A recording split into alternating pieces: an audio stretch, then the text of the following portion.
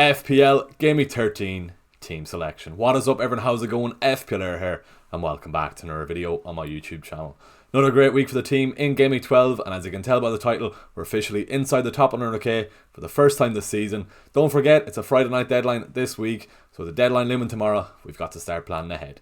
In today's video, I'm going to show you how I fared out in Gameweek 12, and we're also going to look at my transfer plans and team selection ahead of tomorrow night's deadline. We've lots to discuss, let's get into the video.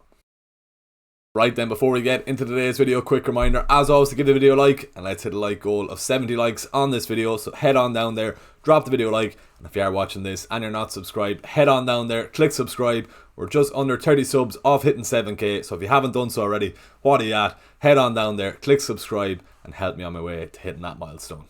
Right then, here's a quick look back to Gameweek 12, 83 points of the week, another great score for the team, massive green arrow, a 200k green arrow in fact, we were sitting at 297k, and now we're inside the top 100k, sitting 98k overall. I made two perfect transfers last week, taking out Rico Lewis and Chris Wood. Rico Lewis finishing on 0 points after he picked up a yellow card, and Chris Wood didn't even start that Arsenal game, and he made a late cameo for only 1 point. And then I brought in Gabriel and João Pedro. João Pedro obviously picking up a goal and an assist, coming away with 12 points, and Gabriel finally getting his first clean sheet in 8 games. So that's a plus 17 points on my two transfers last week, and that was a big factor in getting my massive green arrow. Going through the rest of the team is the correct decision once again, giving the captaincy to Mo Salah over Erling Haaland. Salah scoring twice in that game against Southampton on Sunday. It was a tough enough watch as a Salah captainer in that first half. He had a very quiet first half, but thankfully in the second half he had a moment of brilliance for that first goal, and then he scored a second from the spot. We won't give out to him too much about taking off his top and getting that yellow card. A lovely 26 point return from the armband. We have a decision to make now this week on the captaincy, whether it's going to be Haaland, Salah or Cole Palmer. We'll chat about that later on in the video. Matheus Cunha came away with a double-digit return for the second time in 2 consecutive weeks as he picked up 2 goals and an assist for a 16-point return away to Fulham. He's been in flying form over the last couple of weeks since I brought him into the team, and he still has a lovely run of fixtures coming up now over the next couple of weeks, up against Bournemouth, Ipswich, West Ham, Everton and Leicester, so there's still more returns to come from the Wolves man. It was also the correct decision to play Mykolenko over Davies. If you watch my deadline stream, I was slightly tempted to play Davies over Mykolenko. I did think Brentford would get one away to Everton, and I also thought there was a slight chance of Davies coming away with an attacking return at home to Man United. To be fair to him, he probably should have. He set up Liam Delap in the box only for Onana to deny him with a great save. It's good to see him in those positions also, because I will be playing Davies in my team over the festive period, so fingers crossed he can get an attacking return, or a return at least, when he's in the team over the next few weeks. All in all, 83 points of the week was another great score for the team, and for the first time this season we're finally inside the top 100k. So if you haven't liked the video yet, head on down there, give the video a like for us getting inside the top 100k. The goal at Christmas is to be inside the top 100k. We are there now, but it's not Christmas yet. We have a job on over the next couple of weeks to make sure we're inside the top 100k, maybe inside the top 50k. But we won't get ahead of ourselves too much. We just have to make sure we stay inside it. Right then, with that out of the way, let's move on now and start planning ahead for Gameweek 13 and have a look at my transfer plans and how I'm shaping up ahead of tomorrow's deadline. So before we get into my own Gameweek 13 team selection, it's time to answer your own questions, and here's the most frequently asked questions that have been sent to me in DMs this week. We're starting off with the elephant in the room, Erling Haaland. If you still have him in your team, what should you be doing him? Should you be keeping him? Should you be getting rid? 5 blanks in his last 7 game weeks. Definitely not living up to that 50 million plus price tag, and with Liverpool at the weekend, it's probably going to be another fixture he's going to struggle with. To be fair to owners like myself, we have been very unfortunate not to get some nice returns over the last couple of weeks, especially in that Spurs game at the weekend. I don't know how he did in Hall. 2 big chances missed and he hit the woodwork also, so we were very unfortunate not to get some good returns there. Then that brings us on to the question, if you have Haaland in the team, what should you be doing to them? Well, first off, if you don't have Mo Salah, get Mo Salah and use the funds available from selling Haaland and get Salah into the team. Salah is essential at the moment and far more important than having Haaland on current form. If you do have Salah, if you do have Haaland, I'd probably advise keeping Haaland in the team. I know he's not living up to the price tag in his current form, but Man City have a nice run of fixtures from Gameweek 14 up until 22. And with Kevin De Bruyne back in that starting 11 from Man City, I think the returns are going to come sooner rather than later for Haaland. So I think it's better off just to stay put and keep him in the team, and the returns will come.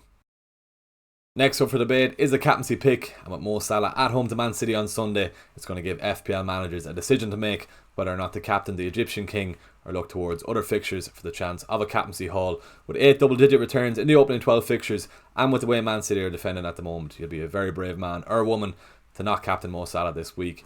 Looking at other fixtures, if you want to steer away from Mo Salah, if you want to try and gain some ground this week, you could look towards João Pedro at home to Southampton on Friday night, and Mbeumo at home to Leicester, maybe even Cooney at home to Bournemouth on Saturday's games, and Saka away to West Ham, and Cole Palmer at home to Aston Villa are all decent shouts for the Ironman this week. I'm still not locked in on my own captaincy pick, but if I was looking away from Mo Salah, out of those options, I'm probably tempted more towards Cole Palmer for the Ironman this week. He's going to have a full week's rest, and I do think that Aston Villa game is a fixture you can return well in, especially with Chelsea being at home also. No return for Palmer though, one return in his last 5 games. He should have returned last week also. We have Madueke to blame for that. Hopefully he won't be blocking any of Palmer's goal-bound shots this week. If you were asking me about João Pedro also in that Friday night fixture against a very poor Southampton defence, we saw how poor they were against Liverpool at the weekend, trying to walk out of the fence and Liverpool exploiting them with their high press. I do think it is a fixture João Pedro can return well in, but maybe not for the captaincy. He only played 63 minutes in that Bournemouth game last week. It looks like he's only being eased back into that starting 11. I'm expecting 60 to 70 minutes for João Pedro in that game on Friday. To be fair, that's probably easy enough time for him to return well, but just because I'm looking towards the captaincy, I do want someone who's going to play 80 to 90 minutes. If I'm not captaining Salah, that's why I'm looking towards Palmer. But if you do want to captain João Pedro, don't let me deter you off that, but that's only the reason that puts me away from him, just the fact he's going to play 60 to 70 minutes. After the Leicester fixture in Gameweek 13 for Brentford, it then starts a tough run of fixtures for the Bees over the festive period, and that's why getting rid of Mbeumo is going to be a hot topic next week. If you are looking to get rid of Mbeumo because of those difficult fixtures, I'd probably look towards Jared Bowen for a replacement with a nice run of fixtures for West Ham over the festive period. Me, myself, what am I going to do with Mbeumo? I think I'm going to keep him anyway. 8 goals and 1 assist so far for the Brentford man. They've only failed to score in 2 games this season, away at Anfield and away to Everton last week when they were down to 10 men. So I don't think there's any rush to get rid of Mbeumo, and that's why I'm going to be keeping him for now anyway. Let's see how he gets on. So looking at my team selection ahead of tomorrow's deadline, we're starting off with the defence, and I've got David Raya away to West Ham on Saturday evening. I did watch that Monday night game against Newcastle on Monday, and I was impressed by them, and I was thankful that they kept out Isak as a non-Isak owner, but I'm hoping they won't be able to wipe out my double Arsenal defensive clean sheet. Was the right time also last week to hop on the Arsenal double defence, their first clean sheet in the last 8 games, so I'm hoping they can make it 2 from 2. And alongside Raya, I've got Gabriel in defence. He scored in the Champions League against Sporting on Tuesday night. He did come off with a knock just before the game ended. He signalled to the bench around the 80th minute. Then he played on for a couple more minutes and then he was taken off, but he was seen laughing and joking beside Declan Rice on the bench, so I think he will be fine for that game on Saturday. Alongside Gabriel in defence is Aït-Nouri, and it's good news for Aït-Nouri with the fact that Semenyo is going to be suspended for this game on Saturday. I'm not that confident of a clean sheet though, even with Semenyo suspended, because the words Wolves and clean sheet is very seldom said in the same sentence. Although there might be a great chance of a clean sheet, there's always a chance of an attacking return for Aït-Nouri with 3 goals and 2 assists this season. I'm going to be hoping that he does stay out of the book also, because I do need him for that Everton game in midweek in Gameweek 14, so fingers crossed he can stay out of the book and maybe come away with an attacking return. Complete my back 3 is Davies of Ipswich, and he's away to Nottingham Forest this weekend. I do have Van den Berg on the bench, who does have a nice fixture at home to Leicester, and Brentford did keep their first clean sheet of the season last week away to Everton, so could be tempted to play Van den Berg over Davies. I do think there's going to be a lot of chopping and changing between those two before the deadline. I just have Davies in the team now on the basis of his attacking threat. He easily could have got an assist at home to Man United last week, and I also did start him back in Gameweek 10 for his goal, so I do have fond memories. I have him in the team, and that's why he's in now, just on the basis of the attacking threat. Moving on to my midfield, Cole Palmer and Bryan Mbeumo. Having a pick of the fixtures out of my 4-man midfield, Bryan Mbeumo's at home to Leicester. Ruud van Nistelrooy has just been announced as Leicester's manager, so it's going to be very interesting to see how he gets on in his first game in charge at the weekend.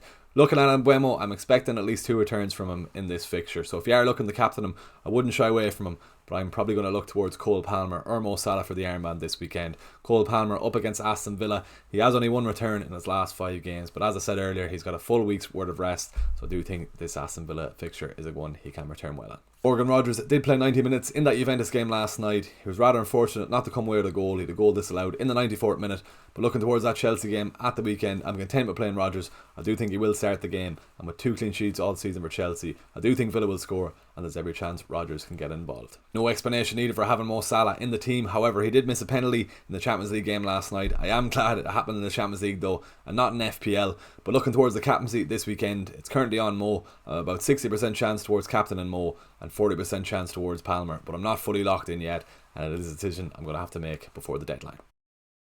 Matheus Cunha, Erling Haaland and João Pedro complete my starting 11, and as you can tell by now, I'm looking towards saving my transfer ahead of tomorrow's deadline. I think it's sensible to try and save up my transfers, especially with the busy schedule over the festive period, and I'm happy enough with my starting 11 this weekend, so I'm not too pushed on making a transfer. Looking at Erling Haaland then, it's not the most ideal fixture with that Liverpool fixture on Sunday, but Man City do have a nice run of fixtures from Gameweek 14 up until Gameweek 22, so I do think that returns for Haaland are going to start sooner rather than later. If you've made it to the end of this video, please give it a like, drop a comment below and subscribe to the channel if you haven't already. Let's hit a like goal of 70 likes on this video, so head on down there, drop the video a like, and if you are watching this and you're not subscribed, head on down there, click subscribe. We're just under 30 subs off hitting 7k, so if you haven't done so already, if you're watching this video and you're not subscribed, please head on down there, click subscribe. It really does support the channel and I really would appreciate it if you could help me towards hitting that milestone. I do have a few decisions to make ahead of tomorrow's deadline stream, so make sure to tune in where I'll be locking in my captaincy and who gets the third defender slot.